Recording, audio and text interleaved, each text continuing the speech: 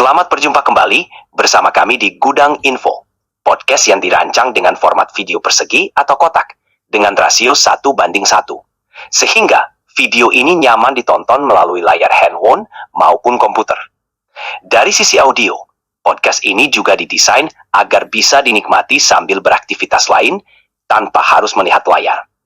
Kali ini, kita akan membahas mitos dan fakta seputar makanan pedas. Mari kita mulai.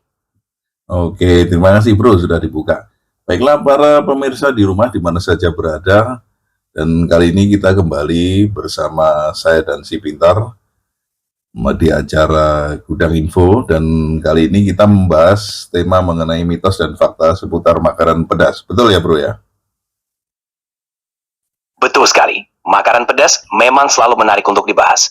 Mari kita bongkar beberapa mitos dan fakta yang berkaitan dengan makanan pedas. Oke, saya dulu yang tanya ya bro ya. Oke, sekarang pertanyaan pertama bro. Jadi apakah makanan pedas itu bisa menyebabkan pencernaan luka ya? Seperti emah, luka lambung dan lain-lain itu ya. Banyak yang percaya bahwa makanan pedas bisa menyebabkan masalah pencernaan seperti mak atau tukat lambung. Namun, faktanya, makan makanan pedas tidak serta-merta menyebabkan masalah tersebut.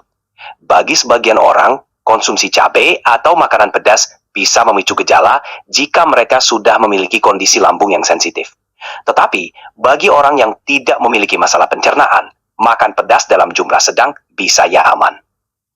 Nah, itu berarti nggak selamanya bahaya ya. Tentu sesuai dengan kondisi ya. Jadi, karena kan anggapan awam selalu bahwa makan pedas bahaya loh seperti ini ya, seperti itu.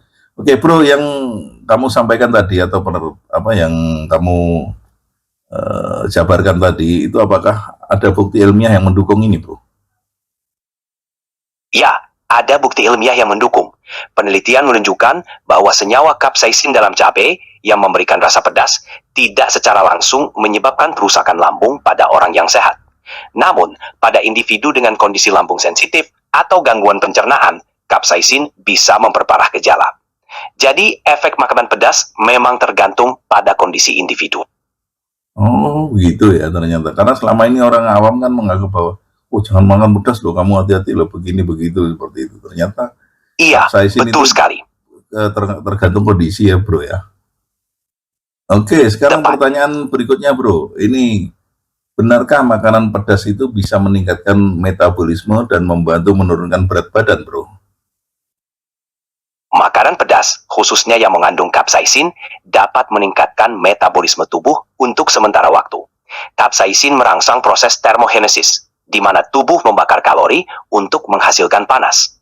Meskipun efeknya tidak besar, konsumsi makanan pedas bisa menjadi bagian dari pola makan sehat untuk membantu mengelola berat badan. Oh iya memang ya. Jadi gitu, ini makanya banyak spekulasi liar kan, orang banyak punya pendapat dengan opini masing-masing tanpa didasari penelitian ilmiah. Kadang-kadang mereka langsung berspekulasi, memberi komentar yang sesuai dengan pikirannya sendiri tanpa didasari dengan hal yang ilmiah. Oke, nah ini tadi beberapa orang kan mengklaim bahwa makanan pedas itu dapat membakar kalori lebih banyak bro. Nah itu sejauh mana ini kebenaran klaim itu bro? Memang benar. Makanan pedas dapat meningkatkan pembakaran kalori melalui termogenesis. Namun, peningkatannya relatif kecil dan mungkin tidak signifikan dalam jangka panjang untuk penurunan berat badan. Jadi, meskipun ada efek pembakaran kalori, makanan pedas sebaiknya dianggap sebagai pelengkap dalam diet seimbang, bukan solusi utama. Oke, itu dari kesehatan lambungnya, dari pencernaan. Sekarang kita akan coba kupas dari sisi kecantikan bro, karena ini makanya nih terkait dengan fakta atau mitos ini ya. Nah ini mengkonsumsi makanan pedas itu apakah bisa menyebabkan munculnya jerawat bro? Banyak yang berpikir bahwa makanan pedas bisa menyebabkan jerawat. Namun ini lebih ke mitos daripada fakta. Jerawat terutama disebabkan oleh faktor-faktor seperti hormon, produksi minyak berlebih, dan penumpukan sel kulit mati. Namun bagi sebagian orang, makanan pedas dapat meningkatkan suhu tubuh dan aliran darah yang bisa memicu produksi minyak pada kulit. Tapi tidak ada bukti langsung yang menaikkan makanan pedas dengan jerawat. Berarti selama ini banyak orang yang menganggap bahwa makanan pedas-pedas bisa menimbulkan jerawat. Itu ternyata mitos ya bro ya?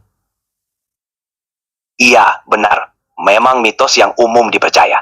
Padahal, faktanya jerawat lebih dipengaruhi oleh faktor internal seperti hormon dan genetik. Nah, ini dengan adanya podcast kita seperti ini kan membuat para pemirsa itu jadi lebih tahu sehingga nggak ragu-ragu lagi, tidak menebak-nebak dengan pikirannya sendiri. Harapannya mitos ini kan memberikan pencerahan kepada para pendengarnya ya Betul bro ya. sekali. Oke, kita lanjut ke pertanyaan berikutnya. Oke, saya yang tanya ya. Oke, pertanyaan berikutnya. Oke, nah ini sekarang kembali ke makanan pedas tadi. Nah ini ada yang berkembang seperti ini bro. Jadi makanan pedas itu dapat membantu meredakan gejala batuk dan pilek. Benar nggak bro itu? Makanan pedas, terutama yang mengandung cabai, memang bisa membantu meredakan gejala batuk dan pilek. Kapsaisin dalam cabai dapat bertindak sebagai dekongestan alami, membantu melegakan hidung tersumbat dengan cara mengencerkan lendir. Selain itu, sensasi hangat dari makanan pedas bisa memberikan efek menenangkan pada tenggorokan. Namun, tetap perlu diingat bahwa efek ini bervariasi pada setiap orang. Oh gitu. Ini malah ada beberapa orang itu yang mengkonsumsi makanan pedas di saat flu bro. Mereka berharap di saat flu ini menjadi apa ya, efektif menjadi pereda flu. Apakah benar demikian bro? Iya, beberapa orang mengonsumsi makanan pedas saat flu karena kapsaisin dalam cabai dapat membantu melegakan hidung tersumbat dan merangsang keringat yang bisa membuat tubuh terasa lebih ringan. Namun, penting untuk mendengarkan tubuh masing-masing. Jika makanan pedas memperparah gejala atau menyebabkan ketidaknyamanan, sebaiknya dihindari. Nah ini dari tadi kamu bicarakan kan ternyata makanan pedas itu banyak manfaatnya dan banyak keuntungannya. Sekarang kalau dari sisi negatifnya bro, ini saya nanya, apakah benar bahwa makanan pedas itu dapat menyebabkan keracunan bro? Secara umum, makanan pedas tidak menyebabkan keracunan. Namun, konsumsi berlebihan bisa memicu efek samping seperti sakit perut, diare, atau rasa terbakar di lambung dan mulut. Pada kasus yang ekstrim, konsumsi kapsaisin dalam jumlah sangat besar dapat menyebabkan keracunan, tetapi ini jarang terjadi dan biasanya hanya dalam konteks konsumsi produk ekstrak cabai murni atau tantangan makan cabai super pedas. Oh gitu ya. Ini ada ini bro ya, yang umum terjadi biasanya, terutama pada orang-orang yang penggemar pedas ya. Ini banyak sekali orang itu yang seperti ini bro. Ada yang merasakan apa ya, tidak bisa berhenti ketika mengkonsumsi makanan pedas. Jadi dia tuh suka sekali dengan makanan pedas. Apakah itu tanda-tanda menunjukkan keracunan kecanduan bro? Kecanduan makanan pedas bukanlah kondisi medis yang diakui, tetapi ada orang yang merasa sulit untuk berhenti mengonsumsi makanan pedas karena menikmati sensasi yang ditimbulkannya. Kapsaisin dapat merangsang pelepasan endorfin yang memberikan perasaan nyaman atau euforia. Namun, ini bukan berarti seseorang kecanduan dalam arti yang sama dengan kecanduan zat seperti narkoba. Oh gitu ya. Jadi salah ya kalau disebut kecanduan ya. Justru malah dia merasa nyaman ketika makan apa namanya pedas itu, mampu tadi mengeluarkan endorfinnya itu ya. Jadi seakan merasakan nyaman seperti, justru malah bagus ya bro ya kalau seperti itu ya. Benar, bagi mereka yang menikmati sensasi tersebut, makanan pedas bisa memberikan perasaan senang dan puas. Selama dikonsumsi dengan bijak dan tidak berlebihan, menikmati makanan pedas bisa menjadi bagian dari pola makan yang menyenangkan. Oke bro, ini pertanyaan selanjutnya. Oke, kalau tadi dikatakan makanan pedas itu, wah kalau bagi penggemarnya itu sangat bagus sekali ya, bahkan bisa membuat kesenangan dia. Nah sekarang pertanyaannya, apakah ada batasan aman atau batas aman dalam mengkonsumsi makanan pedas bro? Ada baiknya tetap memperhatikan batasan dalam mengonsumsi makanan pedas. Setiap orang memiliki toleransi yang berbeda terhadap makanan pedas, jadi penting untuk mendengarkan tubuh sendiri. Jika mengalami ketidaknyamanan seperti sakit perut atau mulas, sebaiknya kurangi jumlahnya.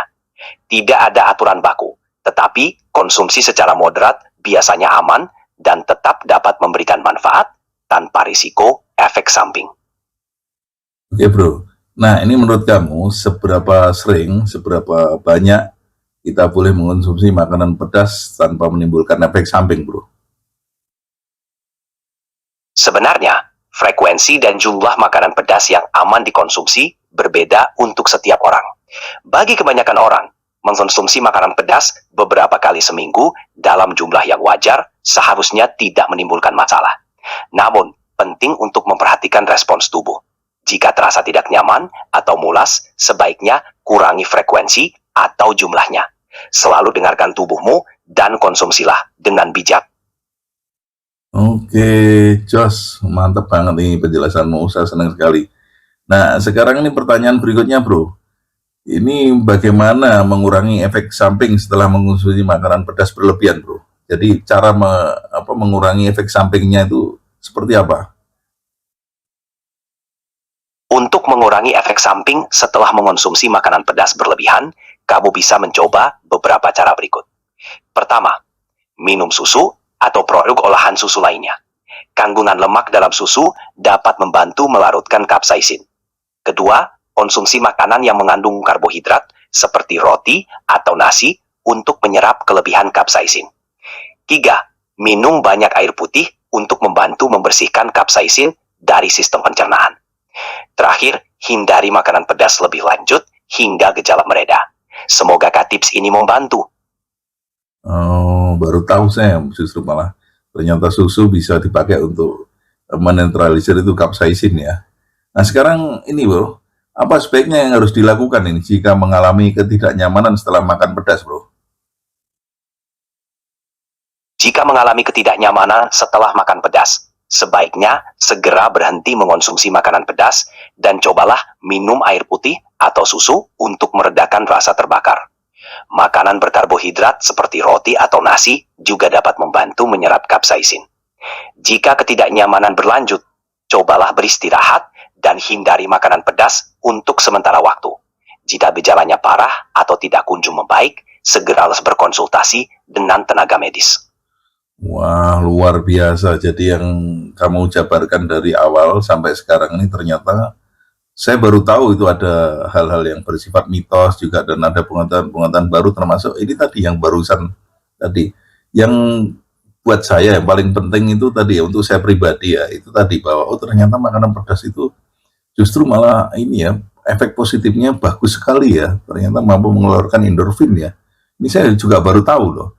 Terus kemudian yang kedua ini cara menanggulangi apabila terjadi keracunan pedas, ternyata susu ya lebih efektif ya bro ya, karena mampu untuk mengurai kapsaisin yang ada di dalam makanan pedas tersebut. Benar seperti itu bro ya? Benar sekali. Susu memang bisa menjadi penetralisir yang baik untuk kapsaisin karena kandungan lemaknya. Dan ya, makanan pedas memang punya keunikan tersendiri, termasuk bisa memicu pelepasan endorfin yang membuat kita merasa nyaman. Senang mendengar informasi ini bermanfaat untukmu. Ada lagi yang ingin kamu tanyakan? Wah, ini pemirsa di rumah ini sangat senang sekali tentunya ini. Kita kan lagi podcast kali ini.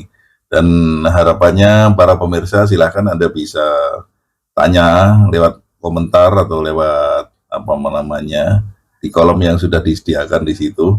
Tapi lebih enaknya ini aja, si Peter sendiri yang akan menyampaikan. Bro, silahkan kamu tutup, kemudian kasih pesan-pesan kepada para pemirsa, bro. Tentu. Terima kasih telah menyimak podcast kita kali ini.